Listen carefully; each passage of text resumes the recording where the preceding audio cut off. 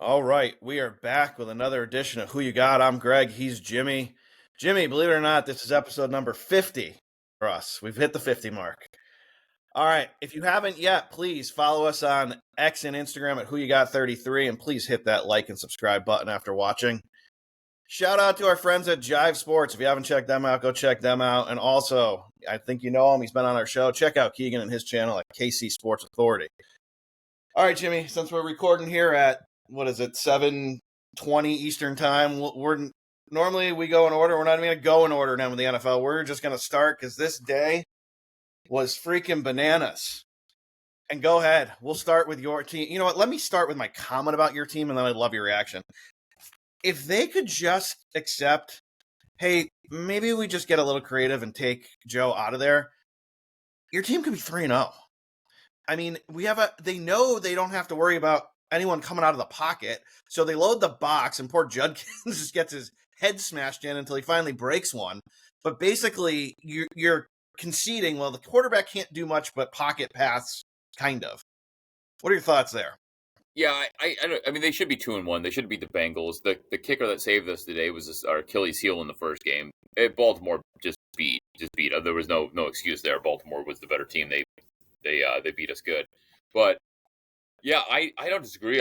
When I watched the Browns, how good their defense is, and I talked about this before the season, that they're good at every level. They were the number one defense coming into this game, and I'm assuming they're still the number one defense exiting this game based on their performance. So I agree, man. I think that it's tough because you have such a solid you want somebody to not mess it up at the quarterback position. It's dangerous to put it in a rookie's hands, and Flacco is a Super Bowl winner, but to your point, he's a statue. He was a statue back there when he was younger. He's a statue back there now. And they don't have the weapons they had the year he was there and took them to the playoffs. Right? They don't. They have Jerry Jeudy. They have Njoku. Tillman's okay. They don't. It's not the same. They don't have the same set.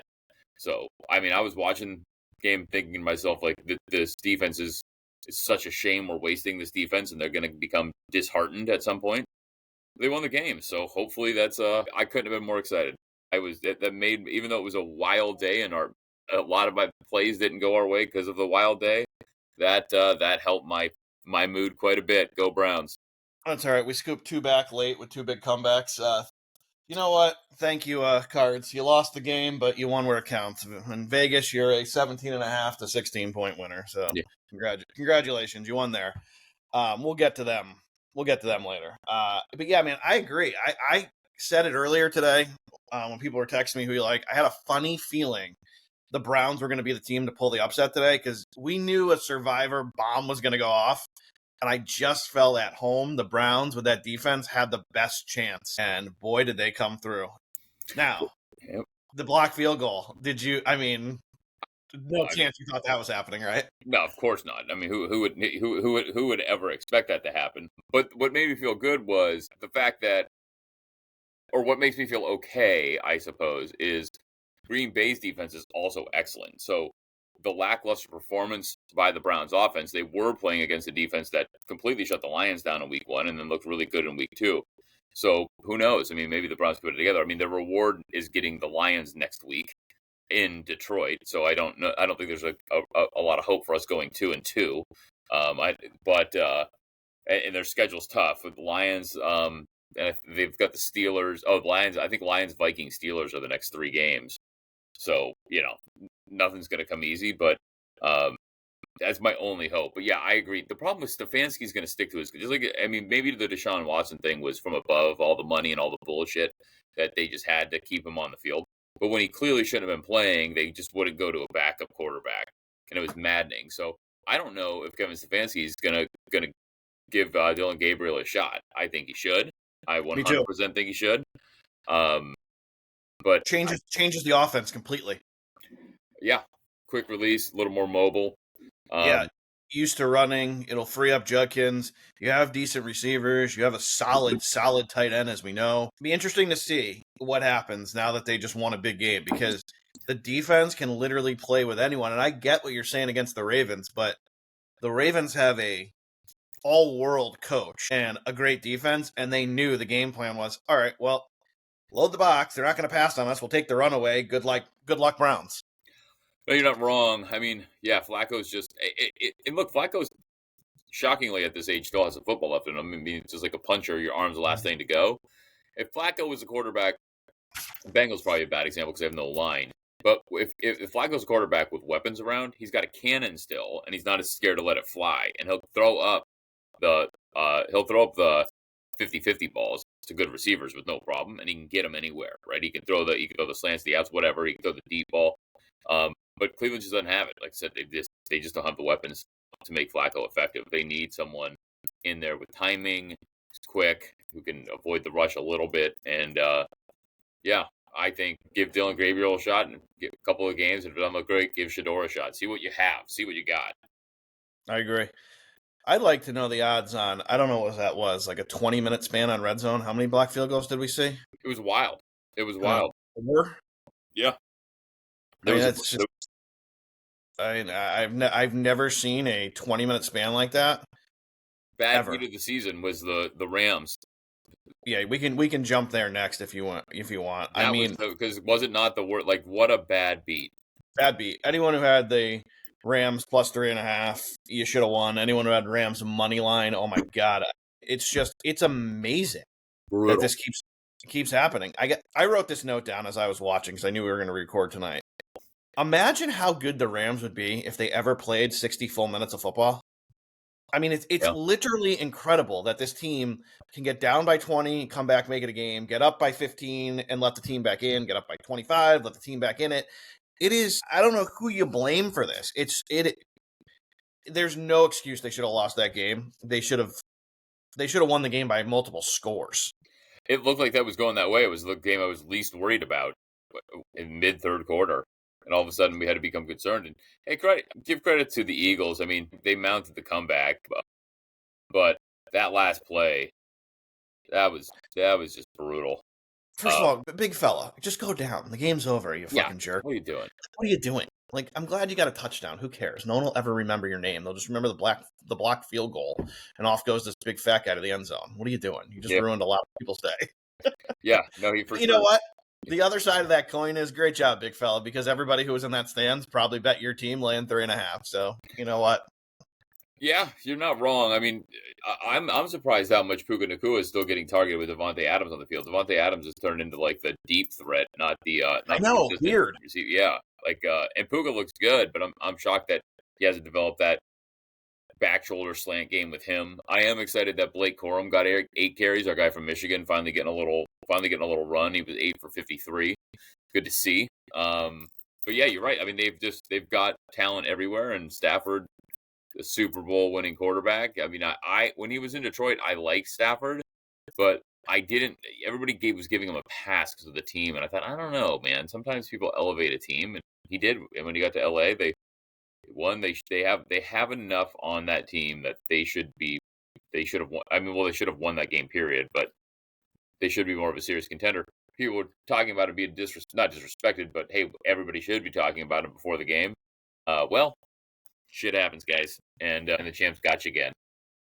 Yeah, look, I think they are a serious contender. Don't get me wrong. But the problem is they're going to have to get over this hump where they don't play a full 60 minutes because they got a Super Bowl winning quarterback, as we know, and he's a great. They have a great quarterback. He's had a great career, right? He's on the tail end of it, but he's had a great career. They got receivers. That two-headed the running backs are great. Kerryon Williams is a great running back. I think he's underrated in this league, to be honest with you. And Corum backing him up, that's a great 1-2 punch. Mm-hmm. Solid at tight end with Higbee. And then their defense is the one that's like mind-numbing because they play like world beaters for one quarter, and then they can't stop me and you the next quarter. Yeah, they're going to have to figure it out. Don't know that they will. That West is going to be wild. I mean, it is. I don't even know who to pick because the Seahawks actually look like I was trashing them, but they look like they're actually. They look great. They look fantastic. I mean, look, they put it on the Saints at home, but they went to Pittsburgh. They won. They came back home. They had the Niners dead to rights, and they should have beat the Niners. Yeah, the Niners are this team that's just squeaking by somehow ugly right now, which is scary because you got to figure the Niners used to win games pretty, and now they're winning games ugly, and they're 3-0 without. And they're going to get healthy. Yeah, exactly. And they're going to not only are they going to get Purdy back and Kittle, but they're going to get the receivers back, right? I think what's his name comes back mid-October. Oh, Purdy? No, Purdy comes back. Purdy was almost going to play today. Like today, yeah, that's what I was going to say. Yeah, Purdy was almost going to play today. They get Kittle back in a few Week weeks, but no, they're 6. big. They're big receiver. This is old guy syndrome. I can't remember. Ayuk? Yeah, Ayuk's coming back, and Ricky Pearsall's getting reps in the meantime. And they've got CMC's staying healthy so far, and they've got a couple of good backups. The kid that's playing today, and they got the guy that got Robinson from Washington, who's not even doing anything really at this point. So they've got talent. Nick Bosa went out hurt today, so we'll see. We'll see if he's seriously injured or not.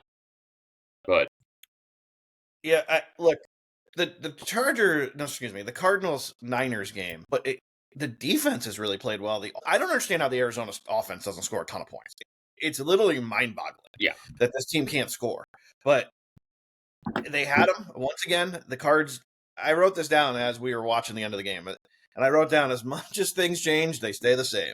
And it's like the Cards are another one that just they will lose close, meaningful games all the time. When the defense has to make a stop, they don't. They don't get it. They make a big play and get a safety to go up by 2. Then Murray does what Murray does best and not close a game out. And then the defense comes right back out and gives up just enough yardage to let them kick a easy field goal. Yeah, all they had to do, try to hold it back, or at least give them a long field goal, and they couldn't do it. Or pick up one more first down, ball game over. Yeah, it's really unbelievable that they can't pull it off. They can't put it together. The amount of talent they have. Marvin Harrison dropped a really bad ball. I think it was in the third quarter.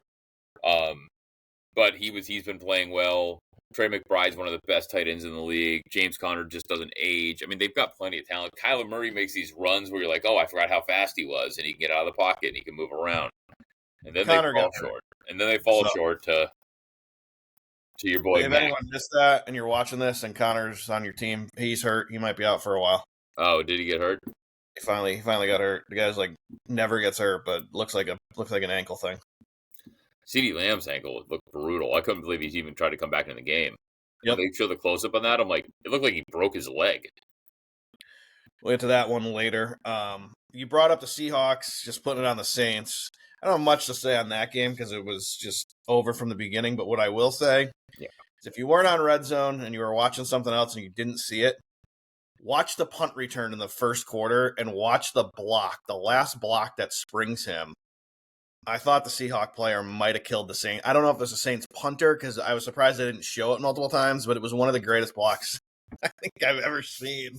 It was just the guy did not have his head on the swivel and didn't see it coming, and he just laid him out. Yeah, I mean, the Seahawks scored 44 points, and they only put up like 320 yards. Yeah. Like, it was special teams and just like plays at the appropriate time. Sam Darnold was 14 for 18. It's not like he came out and dominated. Tyler Shuck got in the game at the end, did nothing for the Saints. But yeah, I don't have a lot to say about it either, other than I get it that it's the same. I actually do have something to say about it. Maybe he loves living there, and I shouldn't speak for him. But somebody get Alvin Kamara out of New Orleans to end his career somewhere good. Oh, seriously, we can only hope. We can only hope that happens. Yeah, maybe he likes being there and he doesn't want to go. So if that's the case, then God bless him. But my God, put this guy on a contending team. Like, he's too good. He's been too good for too long. Don't let him go out on an 0-17 team. The Saints. On the opposite end of that, what you just said, how about a team that goes for almost 400 yards and only scores 14 points? That would be the New England Patriots. Here, I'll just tell you what I wrote down because I was putting notes down as the game was going. So in the first half, the Patriot coaching staff, including Vrabel, who just got there, should all be fired. First and goal from the 3, and you have all your timeouts, and you don't run it once. You let an average quarterback at best throw the ball 3 times, and then he throws a pick. Like, what are we doing? Yeah, then we were texting during that, and I said, right. Yep. So, and then I wrote down, well, luckily the Steelers are unaware that tight ends are allowed to catch footballs because I don't know if they didn't know Hunter Henry played on the team or what happened there because he was open every time and wide open, caught the 2 touchdowns for the Patriots. But then, of course, because of all the dumb mistakes and the turnovers, they just gave the game right back to the Steelers. Look, I don't like to say this much, but Jimmy, I don't know. the league, you might want to look into this. I don't know if the Patriots offense is on the take. The running backs are just throwing the ball on the ground. I don't know what's going on here. 5 turnovers. If they won 5. the game with you don't win a game, you turn over the ball 5 times. And if you are a Steelers fan, you have to be concerned that you only won the game by 7 and you've got 5 takeaways. Like, their defense is just leaking out to that, and everybody knows you can run against them. Like, that's the thing. So, well, you can pass against them too at this point. But yeah, I mean, if I'm a Steelers fan, I don't feel good about the win. I feel relieved that we got out of there with the victory. And if I'm a Patriots fan, I don't know. I'm telling you, it's not knocking my Patriots friends or my friends that are Patriots fans or the Patriots in general, but everybody jumped on these guys. Like, oh, the Patriots, Mike Vrabel's back. He's so great. Drake May's going to take the next step. Like, fucking pump the brakes. Like, they're probably going to be good, right, at some point, but it's not this year. Like, Mike Vrabel didn't come in and flip the switch, and Drake May in his second year was like, game slowed down completely. Like, he was decent last year, but it's generally the same cast of characters with Mike Vrabel in there, who is a good coach. He took Ryan Tannehill to the number 1 seed. I get it. I'm not knocking him. But, like, it was almost just like, because it's almost a Cowboys thing. Like, the Patriots are so good for so long that, oh, well, Vrabel's back, and we're going to flip the switch. And it's, no, wait, slow down. Some of those turnovers were brutal. Here's what I will say for Patriot fans, what you do have going for you. It looks like you got something to work with on defense. Every time they turn the ball over, your defense manned up and played really well. Yeah. The problem is every time you got the ball back, your team just handed it right back over to the Steelers. Said, here you go. If I'm a Patriots fan, I'm bullish on the future still because I think Drake May is good. I think the running backs are decent, but you can find running backs fairly easily. And I think Vrabel is a good head coach. I just think everybody was overreacting and we were too far ahead of it. This wasn't the year. Like, they were like the sexy pick to make the playoffs out of, right? And I'm like, yeah, they're a 7-win team. They're going to be better, but they're not a contender yet. They'll get there. No. I think 2 years from now, they're going to be a problem, right? Yeah. As long as Josh Allen plays in that division, I think they're probably going to be a wild card team, but they're going to be problematic for sure. We're just a year early here. Yeah.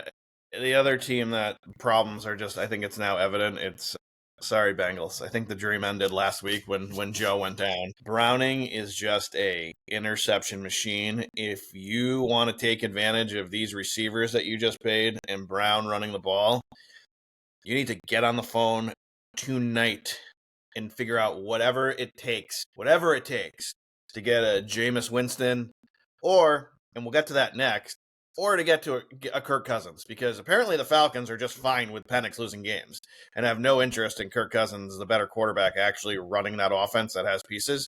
So call up the Falcons and say, hey, you don't like them? We'll take them, because the Bengals offense could be scary if they just had a quarterback who knew what they were doing.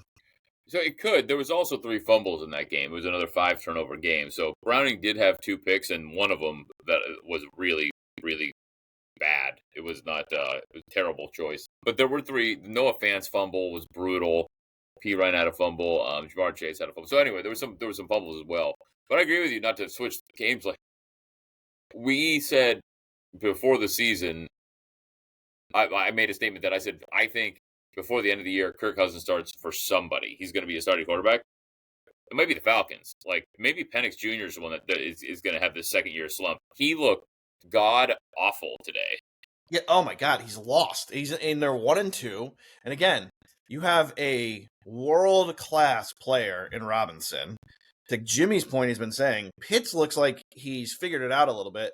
You have a very good number 1 receiver who you can't even get the ball to in Drake London. And your defense is at least most weeks, not this week, but most weeks serviceable. But to the little bit, I'll give the defense a little bit of a pass because, I mean, the Falcons were going 3-and-out more than I've ever seen. So the defense should have just, you might as well have said to the defense, why don't you just stay on the field? It was like they barely got any rest. So what are you going to do? I mean, you're going to put up 30 points. Yeah, I mean, look, and Cousins got in the game. You got Cousins had a few reps. Bagelled by the Panthers. Yeah, that's what I'm saying.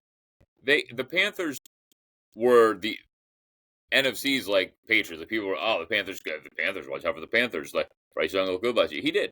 And he looked really good today. Like, the Panthers looked like we thought they were going to look. today. Bryce Young he looked good. He didn't have a world-beating day. His stats weren't off the chart, but he looked like a NFL quarterback, right? Like you looked at him, you said, "Oh yeah, this guy." You didn't look at him and say, "That's Jake Browning." You said, "This guy should play quarterback in the NFL." They put together a really good game, and the Falcons were shut out by the Carolina Panthers. Like and Penix looked completely lost. Like he hasn't looked like that yet. Penix has looked good. He looked lost. He looked like they were completely outcoached. It wasn't even close. Oh my God, it was bad. Yeah, and they did put Kirk Cousins, which is weird that they put Cousins in at the end of the game because that's usually a move. Even if Cousins is your 2, when you're getting blown out, you think, man, put the number 3 in, get this guy some reps, not put the veteran that we know what we have, right? Right. Like Kirk Cousins doesn't need the reps. So I mean, maybe that's going to actually become a discussion. They said last year that Cousins was their starter all year, and he wasn't. Maybe this year when they say Penix is, he's not. It doesn't matter. It's not going to cost him any more money. Everybody's under contract. Maybe this was their plan all along. Maybe they weren't completely sold on it. That's why they it's not calling their bluff. Maybe they want him on the team because they think they might need him at some point. And I tell you what, if they're 1-4, I don't think 1-3, but if they're 1-4, I bet you Game 6 is started by Kirky PC. Time to go to the righty. Mm-hmm. And you do it now. You just walk into practice on Monday or Tuesday, and maybe they get a day off, and you go just like this. You look at Penix and just go, "Hey, we're going to the big righty." Yeah, look, they're at home versus the Commanders next week. Then they're at home the following week with the Bills coming to town. Loss. Then they have to travel all the way across country to play the Niners. 0-3. Right? And then they finally come back home and have host the Dolphins. So there's a win there. But they could easily lose to the Commanders, and they're going to lose to the Bills. I don't know what the line will be, but with whatever it is on the money line, if you've got it in the bank. Yep. So, yeah, I think it might be time to consider your options. Michael Penix, you think about if he might be the future, you don't want to kill his. He's like 82 years old. There's not much of a future. If he's not good now, I mean, how much are we going to invest in him? Isn't he like 30? Yeah, he's not young. He's like a Chris Wenke type. He's like 27. Yeah, coming out of college. He's up there. Yeah, we Browns drafted Brandon Whedon at like 28. Yeah, I'm not shocked. The Browns would start you. I know. Yes, not wrong. So yeah, I think Kirk Cousins probably should get a shot at if it continues to look this way because Michael Penix doesn't look like the real deal, and they were supposed to be contenders for this division. This division is cooked. It's the Tampa Bay Buccaneers division. They're 3-0. You've got the Saints 0-3. You've got the Panthers 1-2, and the Falcons 1-2. And they have a victory against the Falcons already. I don't think it's going to be tough to get 1 or 2 against the Saints. And so this is Tampa Bay's. It's not going to be one of those end of the year. Tampa Bay's got to get to 10 wins to pull it off last minute. Tampa Bay is winning this division. They're going to have it wrapped up by week 14 this year. It's going to be over. Tampa Bay is going to have a chance to be the 1 seed. You can write that down too. They are. They're for real. While we're writing things down, if anyone wants to email us, or more specifically me, it's whoyougot33@gmail. If you'd like to apologize for the Colts now, if you'd like to wait till they actually get into the playoffs, we can do that too. But anyone who said I was out of my mind about Danny Dimes, 18 for 25 again today with 228 and a TD, and he scrambled a bunch. And anyone who said I was out of my mind saying JT could return to the number 1 running back in football, he is the number 1 running back in football with another 102 today and 3 tutties. So once again, like I said, Jimmy, this is a legit team who has a chance to win this division, and now I think we can all just say they're the front runners to win this division. Yeah, I'll apologize. I didn't think Jonathan Taylor could do it because I thought the team was going to be bad because I thought they didn't have a quarterback. But you made a very good point. The team was very good. Jonathan Taylor's still relatively young. He's not an aging, and Daniel Jones is looking like a all-pro quarterback. Yeah. Because he's a fucking product of the Giants. That's why he sucked. Look, I said this a couple years ago. They drafted Daniel Jones to replace Eli Manning. The problem was they didn't draft a guy who played like Eli Manning, and then they tried to make him play like Eli Manning. Yeah, I think it's really, though, obviously looks bad for Brian Dable because he was allegedly the quarterback whisperer. You know, he got all the credit for Josh Allen when he was in Buffalo, and then he got Daniel Jones to drag him to the playoffs that year and win a game. And all of a sudden, he's the guy. And now it's clearly not the case. So I think it looks really bad for Brian Dable that this is happening right now. Now, he did take some unnecessary hits in that game. Daniel Jones has to be smart. He's got to be smart. He's injury prone. He's got injuries in the past. He's got to learn when to get down. So that's the only thing that can derail him at this point. But they clearly have great chemistry already in Indianapolis. So I don't want to be rude, Jimmy, but I'm gonna be. He doesn't have to get down. He's not Josh Allen. He's not Mahomes. If he gets beat up a little bit and we win games, it's fine. I know, but think about he's had that neck injury. He hasn't finished multiple seasons. I'm not worried about him getting hurt in the longevity of his career. I'm worried about in Game 5 he's out for the next 6 games because we saw what they look. This same team, we know what they look like with Anthony Richardson. Oh my God, you're not lying. So he's got to protect himself because they go from winning the division to not being maybe they have enough wins by the time he gets hurt if that happens that they get in, but having no chance. Anthony Richardson, all the talent in the world, just not ready to play professional football. He wasn't really ready to play college football. He played like 12 games. That's true. That's true. Chargers won a big one, a real big one, and they started out looking great. I think 10-0 they were up, I believe, or maybe it was 7-3. No, it was 10-0. Then Broncos scored a touchdown right before half. Then the Broncos came out and kind of pounded on them a little bit, and then the Chargers, when they were up against it, came back and go to 3.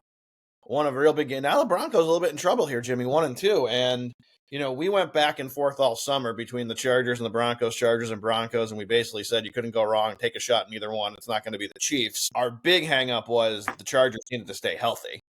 So I think they still they have some challenges in front of them because they go through these spurts, just like I talked about with the Rams, where it looks like they forgot how to play football.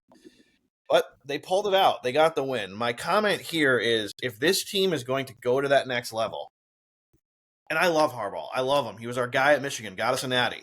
He has got to stop coaching like it's 1995. Like he's just got to. He can't just start being aggressive when they're behind or when they have to come back. Be aggressive like you were against the Chiefs. Open up the playbook and open up the field for Herbert. And have protection plans ready when you know a team blitzes all the time. It was like a turnstile. I was going to say that right before you mentioned the Chiefs. Like they did. He opened it up against the Chiefs. They jumped all over him. But I think this is a big win for them because that was the Chargers' MO is they would get ahead, they look great, and they'd let everybody come back, and they couldn't close games. But they closed this game against a great defense. And here's my complete complaint about the Chargers. It has nothing to do with any of the players or the coaching. They should still be in San Diego. I know the whole shit happened with the voting for the stadium, and they didn't vote it in. But if you were listening to that game, it sounded like a Broncos fucking home game. Nobody gives a shit about the Chargers in LA. They're the only. I saw the guy with the blue chain going nuts. They're the only team that doesn't have a home game all season long. Because whoever they're playing, somebody else is there rooting for them. Because the people from San Diego are pissed they left, so they don't drive up to watch the games. And everybody in LA goes and watches the team that they like. That's not the Chargers because they didn't grow up rooting for the Chargers.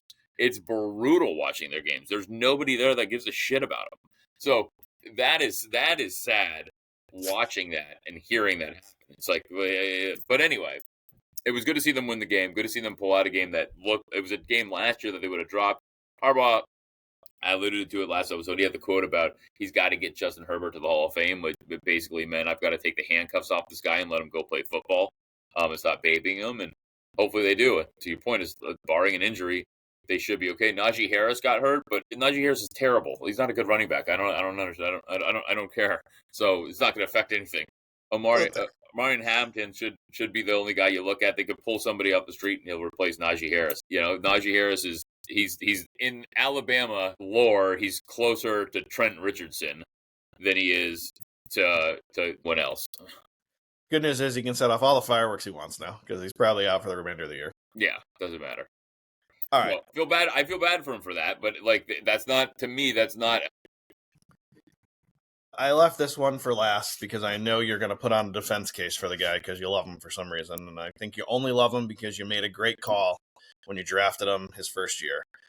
But I think it's time we start accepting C.J. Stroud as a one-hit wonder. Like, it's time to start coming up with a contingency plan. You have Nico Collins, who is not a one-hit wonder. He's a top 5 receiver in the game. You have backs who can run the ball. I mean, when Chubb had a chance and it wasn't an obvious run situation, he actually looked pretty good. You have a tight end, and you have the best defense in fucking football, and you can't win a game because your offense can't move the ball on anybody. Yeah, you might. I mean, you could be right. Um, my only defense I'll give to him is like they have no line. Like he has no time back there, and he's not. He can move around the pocket, but he's not a running quarterback. He's a pocket passer. That first year he was extremely accurate. Had nothing to do with what he did with his legs, and he's just getting destroyed back there. Now that may have made him gun shy, and he may never get back. So it doesn't mean that if he got a line, he would necessarily be good. To your point, so maybe it is time to consider that. But the Houston Texans, without the talent they have, should not be 0-3. And and you're not wrong. And God damn it, I like Trevor Lawrence isn't getting any better at football either. Like they're winning No, games, but he's not getting any better at football. He like peaked in Clemson, and then he had like his second year in the NFL, but he's just been worse since. Like he's never going to be a great quarterback. Like they paid him like he was going to be a great quarterback. He was drafted like he was going to be a sure thing. He's not that good. I don't know what else to say. I think it's time that the Texans start considering either a new game plan or a contingency plan for your quarterback, because you cannot miss the playoffs when you have a defense this good. I mean, just look at today's game with the Jags. And the Jags, as we know, have a good offense. They have good running backs, solid receivers. The receivers didn't play that great today, but they have a good core offense, is my point. And every time the Texans turned the ball over, put the defense in a bad situation, they came up huge. Every time. That front seven is legit, and you're 0-3. You're 0-3. You should have won last week at home against the Bucs. Yeah, But your offense didn't close the game out. yeah. I think that you get stuck in this weird position where you're not wrong, but it's like when the Cowboys fans, the ones that wanted to move on from Dak, would talk about it, which I think they're nuts, by the way. But like, well, what's your other option? There aren't 32 people alive that are good enough at this job to have consistent employment. So, like, that's where you run into a problem because you keep looking at it and, like, okay, maybe we'll get this out of them. Do we build around them or do we decide to? So next year, do we draft offensive linemen in the first round and use our free agent money on trying to protect them and give them one more chance? I think that's more likely than throwing the towel in. But he's in his third year, so he's still on a rookie contract. So they really have to make a decision, right? They haven't extended him yet, I don't believe. So they're gonna have to make that call. I don't know. Maybe the Browns will take another chance on a Texans quarterback. It worked well last time, so Yeah, worked out great. Worked out great for him. he seems to be a much better person than the last one. So. Yeah, he's a real sweetheart. All right, here we go, buddy. We're gonna move on. We started with the NFL, but here we go. We got 1 week to go, and your Mets are throwing up all over themselves, as we knew they would. They are now in deadlocked with the Cincinnati Reds. Reds have won 5. Mets have lost 2, of course, in a row. 6 games to go. Excuse me. What happens? It's very, very difficult to tell. I think I believe the Reds have the tiebreaker. And the Diamondbacks are only 1 behind, by the way, as well. Yeah, San Francisco's 3 back with 6, so we're not worried about them. Look, I don't know. The problem is the Mets lose game. Like I should look at their thing and say, oh yeah, the Cubs, they're in. Like maybe it'll be. Then they have 3 against the Marlins, so they can go 2-1 against the Cubs and sweep the Marlins. They go 5-1. They're in. Hey, Marlins aren't eliminated yet. They're only sitting 4 back. And they took them out at the end of August. So I don't know. I mean, if I'm not going to bet this, but I'm certainly not going to bet with them at this point. It makes me extremely nervous. They should have obviously taken these last 2 games against the Nationals. They did not. They lost in the 11th inning last night. That was brutal. So I don't know. Look, they got Peterson going again tomorrow. He can't figure his shit out for whatever reason. Yeah, it's tough. I hope they make. Look, just from my fandom, like I want to root for baseball going into October, but I don't feel great about it. What do you? I mean, do you think they? What do you think? You think they hold on? They're absolutely cooked. Yeah, they're absolutely cooked. It's got to be between the Diamondbacks and the Reds. I lean Reds. They were the pick I had early in the year and wrote them off real quick because they got off to a real shitty start. But my God, did they play good baseball when they needed to? Reds make the playoffs. Mets. Here's my hot take on the Mets. The Mets missed the playoffs, and you won't even have to worry about sweating anything out in the Marlins series because the writing will be on the wall. Saturday's game won't even matter. Yeah. It's going to come down to the Diamondbacks and the Reds going into those last two games. It's going to have nothing to do with the Mets. The Mets won't be there. Yeah, Mets will be cooked by Friday. it's upsetting. I mean, look, flipping it to the American League, I don't know. I follow the Mets, like I said, closely. I don't follow Cleveland as closely as I used to, but Cleveland lost to Minnesota today. They're only a half game back now, shockingly, from Houston for the wild card.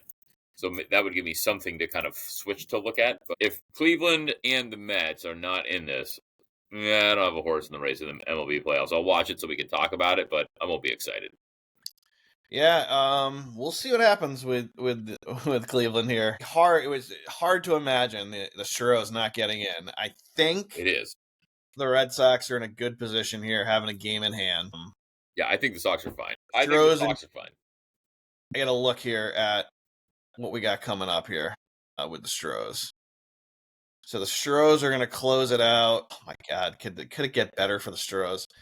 They're on the road, but they go at the Athletics, at the Angels, and let's see what the Boston's got the Blue Jays and the Tigers.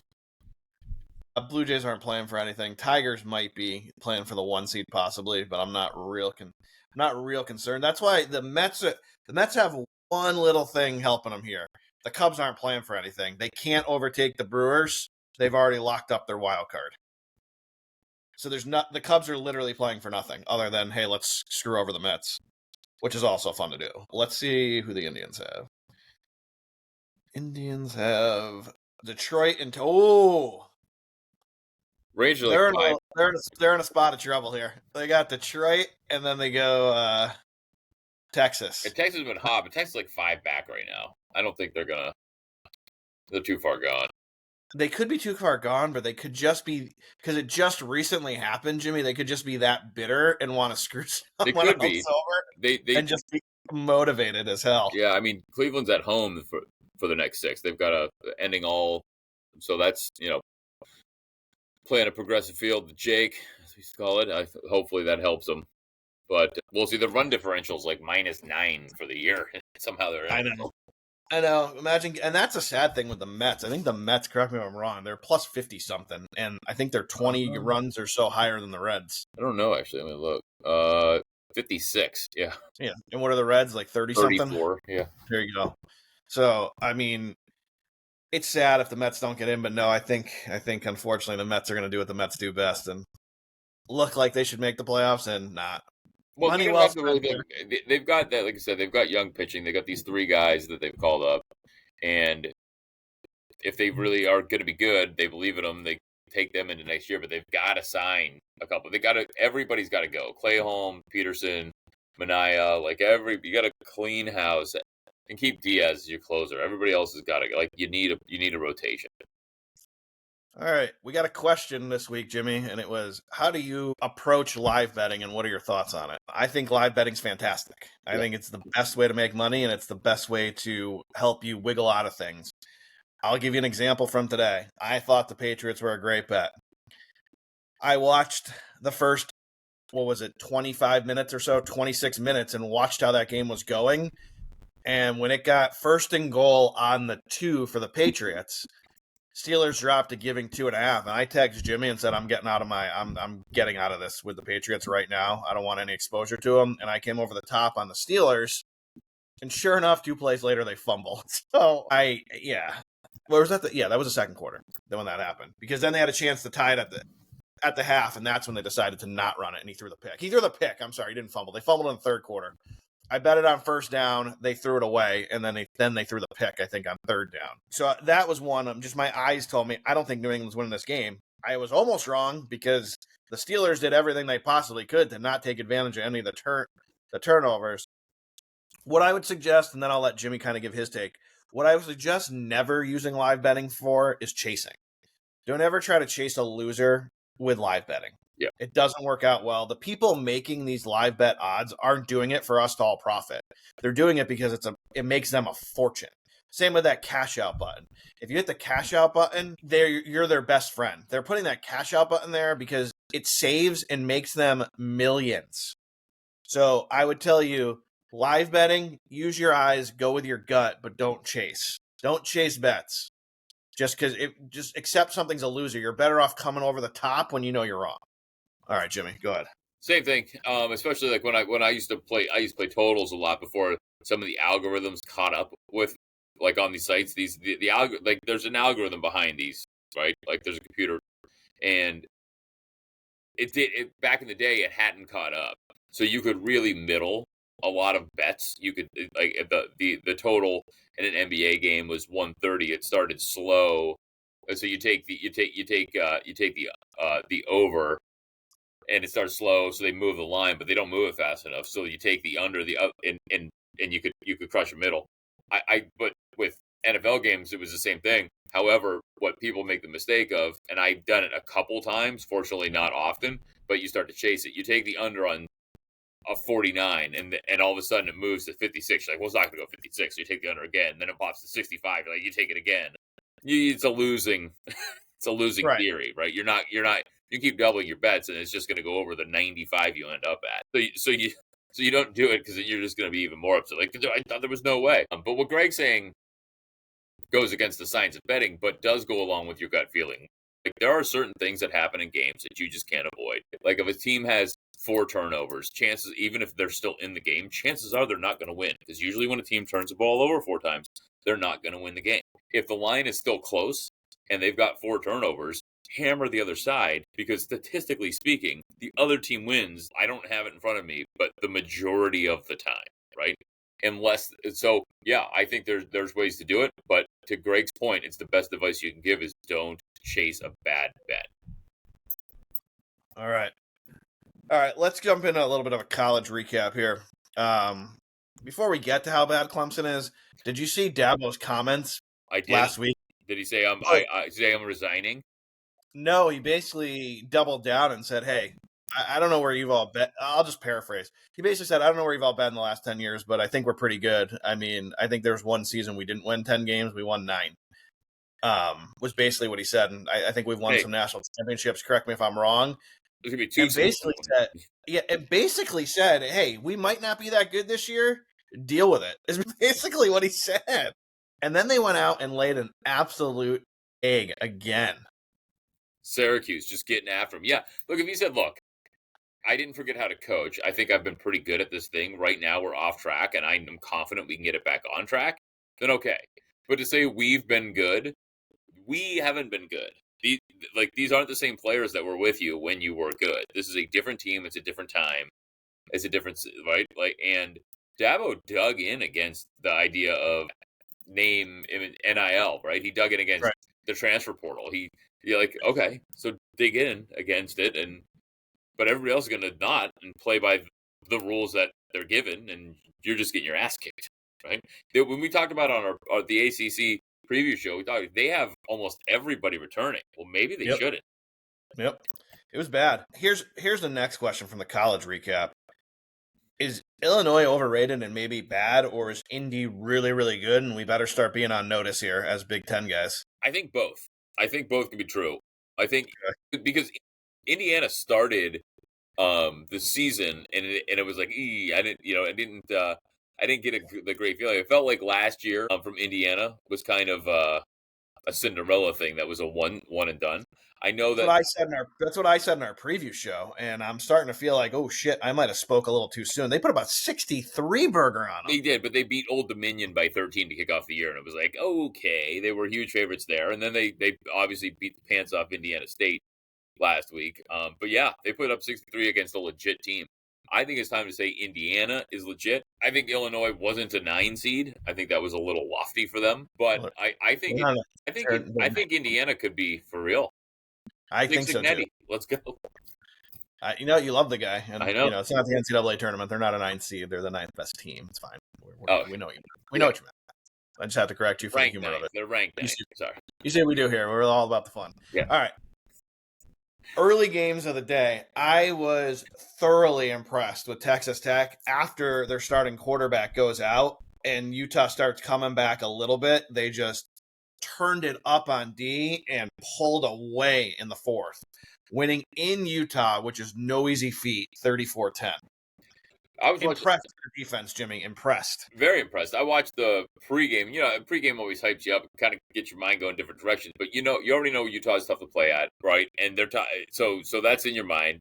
Utah's undefeated. Texas Tech was our pick to win the Big 12, and all everybody's talking about is how Dampier is like going to be a Heisman Trophy candidate, and he seems like a great kid. Like his interviews pregame were awesome. Like I like this guy. Like I like him. Like I'm going to root for him. Other than the fact that we had Texas Tech in that game, but I liked them, so I went in that game kind of in my head like, shit, and Utah's for real, and this kid's a good kid, and they're playing really, really well, and Utah allegedly had this really stout defense on top of that. Texas Tech looked great. Yeah, no, they did. They look great. I feel pretty good with my pick there. With that I think I got plus 450 on them, or no, plus 600. I got on them. Sorry, I got that in pocket. The other one I got in pocket, 5.5 to 1, that I feel real good about is Memphis. What a great win at home against Arkansas. Arkansas had them on the ropes a little bit early, and Memphis just dug in and then got the huge turnover late to hold on to the 1-point win. I think this Memphis team is legit. I think they can move the ball on anyone, and I think their defense is good enough to keep them in games. I agree. I was very worried about that game early. They were down, 2 scores? They're down 2 scores early, yep. Yep, and I was like, and then I was heading out of the house. My parents were in, so I had my dad put the game on. We watched it at the start of that comeback, and I was like, all right, yeah, they're the Memphis we thought. We picked them to win their conference, and I don't see any reason why we'd waver from that at this point. No, I mean, they got that. Yeah, they played the first quarter well. When you turned it on, it was probably the second quarter where Arkansas went on a little touchdown run there and took the lead back and got up. Yes. Then Memphis crawled back into it and played a great second half. I mean, they held Arkansas to 3 points in the second half. I mean, you got to give the defense all the credit in the world. Oh, yeah. Very impressive. Yeah, like I said, I wish I could have got to sit down and actually watch the game in full. But I was following it as best I could, and I caught a little bit of it. Again, I think they were still down 10 or 14 at the time. But I think Memphis is a team 4-0. Yep, I think so too. Feel good about it. How good is Miami, especially on defense? Good. Miami's good. It's funny because that they don't have. I don't think they don't have a win in the ACC yet, but they've beat Notre Dame, who was like. By the way, Notre Dame's the only team was 0-2 and still ranked in the top 25. But I think it's probably. I don't hate it. Like I think they are pretty good. And they beat Florida. Florida looked like what Florida was supposed to look like. So they've got 2 big wins. And I think they just jumped to the number 2 rank, right? So yeah, Miami's really good. They're good everywhere. They're legit national title contenders. I had them in my Final Four. I feel very good about that call. Yep, I just wrote down on my notes. I just said Miami's really good. I'll move on. Yeah, no, they are. That's a good point. I will tell you though, the one thing we didn't count on was Florida State being as good as they are. So they might give them a little trouble in the ACC, but we also counted on Clemson giving them trouble. Not going to be the case. Clemson will not be a factor. Not be a problem. They're at Florida State after a bye week this week, so that will be the game that I think will be the one we walk away from going, who's the front runner? Now, the good news for Miami is if they do lose that game, they'll get a little bit of a break because it's on the road, so they won't plummet too far probably in the polls. But if they go into Florida State and get another win, look out. This team could run the table. Yeah, Carson Beck on his way to potential Heisman. Another great game I thought was Auburn, Oklahoma. I think there were 2 good teams. I think it was a nice slugfest. But my God, if you had Auburn getting 6.5, what a bad beat. That looked like there was no way it wasn't cashing for I don't know, 52 minutes, 53 minutes. Yeah, and I will tell Mateer, like they were talking about for Heisman, and I was like, no, the guy can run, but he's not a dynamic thrower, but he threw for almost 300 yards. Like I thought he really played a great game. So, but yes, bad beat, but I'll give him credit. I think as much as I say Beck, because I said put a couple of bucks on Beck and Sellers, and I think Beck because they were both like 18 to 1. Sellers, I think you can rip that ticket up and light it on fire at this point. But Mateer is getting better, and Oklahoma might be problematic too. Oklahoma's a very good team. They're going to be one to watch for another team to watch. It's going to be interesting to see how they do. I think, but again, I think Auburn looked good too. But for a game that didn't have a lot of points, it was very entertaining. The defenses were fast. I mean, it was a good game. It was a really good game. But yeah, the loss that we had to Oklahoma now makes me feel a lot better because they are a good team, especially at home. 100%. We'll get to Michigan in a second. But I wrote this down last night too. I said, how perfectly did that game just tell the whole history of Baylor football in one game? Big game at home that would make a statement. You got to find a way to win. You get up 17-16. All you need to do is have a big stand. Nope, touchdown. Oh, here's the 2.2. Now we're down 7. Offense does what offense at Baylor does. They go right back down the field and tie it for you. Come on, D, make one stop. Nope, easy field goal, game over. That is Baylor football in a nutshell. Well, I wish I could say I could have saw that game. I did not, but I'll take your word for it. But yeah, makes sense though. It sounds on brand. Yeah, I mean, RG3. Correct me if I'm wrong, but it seems like Baylor football to me. All right. Yeah. My God, thank God for Michigan. They won the game. I'll let you give me your thoughts on it, but the one that just can never happen again is the end of the half. You cannot you call timeout. You can't do that. You have to make them punt. You call timeout. You have them. That's why you call it. You let them throw a Hail Mary. They don't do that. If you call timeout, they have to punt. What happened when they threw the Hail Mary, Jimmy? So full transparency. I'll let you finish the story. Greg was texting me during this game. I was on my way to a party we had to be at. And Greg was texting me, if we lose this game, coach is fired tomorrow. He's giving me, and I'm like, okay, I'm following the score on my phone as I'm driving, but I didn't see it. So why don't you tell me? 15 seconds left in the half. They get a stop on third down. It's now 4th and 10 or whatever it was. We have the timeouts we need. All you do is call timeout. Then they have to punt. We say, hey, it'll be brilliant. We won't call timeout. We'll let the clock keep going. And they said, oh, we appreciate it. With 1 second left, we'll just throw it to the end zone. Whoop, touchdown, 7. Brutal. Yeah, we are very lucky we escaped that.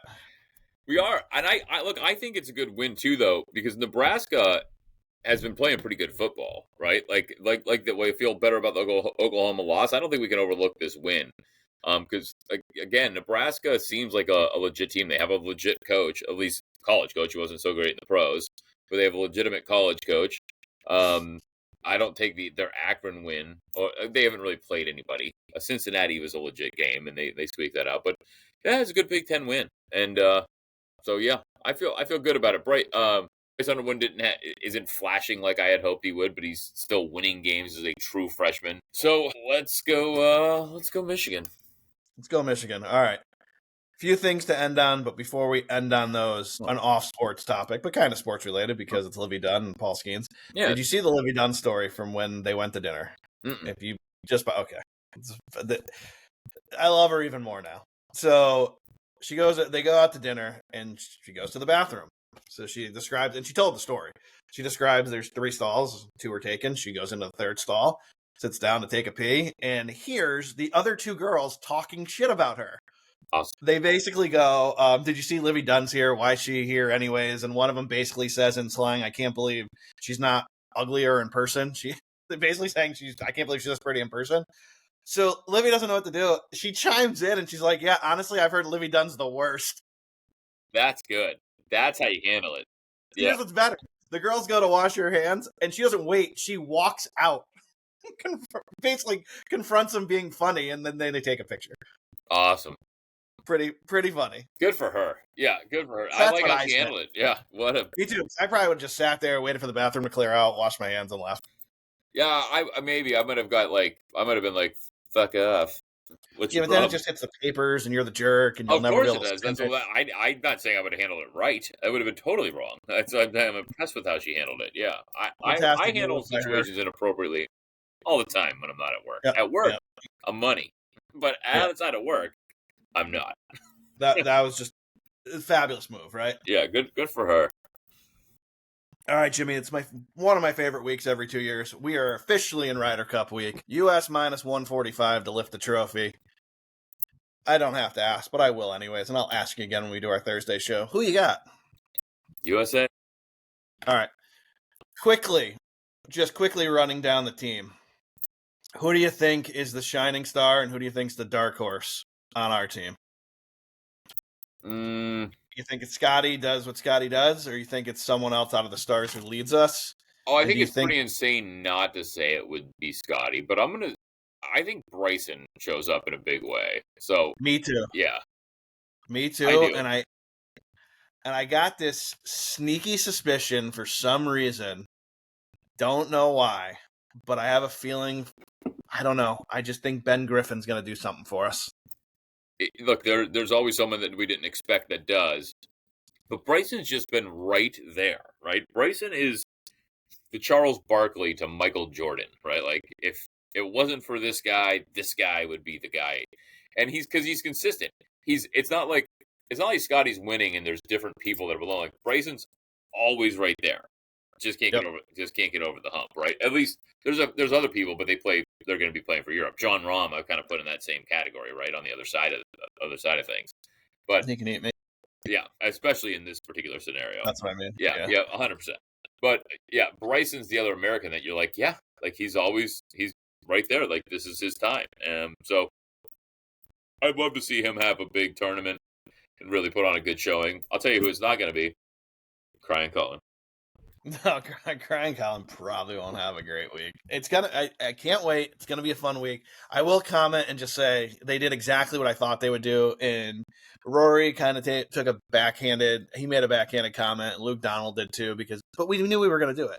Bethpage Black, just so you know, any like casual fan, it's not gonna look like it looks at a U.S. Open or a PGA. The rough will not be crazy. They shortened the course and they made the greens fast because that's what we're good at. So the rough won't be an issue. The course is shorter so we can dominate it, and the greens are fast because we're better putters. So F off, Europe. Yeah, it's in New York, motherfucker. Yeah, exactly. Eat me, Rory. He keeps saying they're gonna win. He's like guaranteeing victory. I can't wait till we smoke you, and your match doesn't even matter on Sunday. And you know what? I hope it does matter. And Scotty beat you 10-8. That'd be great. Right. And this is coming from a guy that loves Rory. Loves Rory. Not in this scenario. Not this week. Yep. Nope. Ludwig, not a fan of you. Fitzpatrick, you still look like you're 12. I don't even know how you're a grown up. Yeah. How do you hit the ball so far? You're like 5'3" and like 5'3", 100 pounds soaking wet. Fleetwood, I hate to break it to you. Lightning doesn't strike twice. You got your win. Move on. Hatton and Laurie, all we got to do is get you two pissed, and you'll be off your game, and we will. Hoegaard, I don't even know you're on this team. Hovland, you're another one. I mean, you didn't even know how to play golf for the first half of this year, so good comeback. Bobby Mack, it's not Scotland, so good luck. Rory, we know what you do when a pressure putt's coming in the U.S. You'll blow right by. You'll miss that 2-footer staring at Bryson. Rahm, you're irrelevant. Justin Rose, aren't you like 60? I don't even know you're at the team. And Sepp Straka, I don't even know you are. Hey, that's why we win. I'm just kidding. I know Sepp Straka is. All right, let's end with, since we're recording on a Sunday night, and hopefully some people hear this tonight and tomorrow morning. Who you got? Ravens laying 4.5 to the Lions. Are you gonna back the Lions after their huge win, or do we just know the Ravens will probably do what the Ravens do to them at home and just beat them up? No. Early in the season, weather shouldn't be a factor. You want to give me 4.5 of the Lions? Look, the Green Bay defense is really, really good. I know they shut down the Browns offense that isn't good, so we whatever. But yeah, it was the first game of the season. Getting their legs below them. Green Bay's defense is really good. We saw the real Detroit last week. Baltimore's defense is very good. It's not Green Bay good. And 4.5 points is just too many, right? But 2.5, I might lean the other way. 4.5, give me the Lions. I'm taking the points here, too, for a simple reason is I think the Lions are better on defense than people think, and I think they'll be able to do just enough to give Goff a chance to win that game in the fourth quarter. I really do. So I'll take the 4.5, and I can live with it if Lamar does it to me again and beats down the Lions, because they gave him a beating last year, if I'm remembering correctly. Yeah, they've given him a beating a couple times, but I do think they'll get it back. And look, their defense is healthy this year, is still finding his stride. Aiden Hutchinson's still getting back to his old self.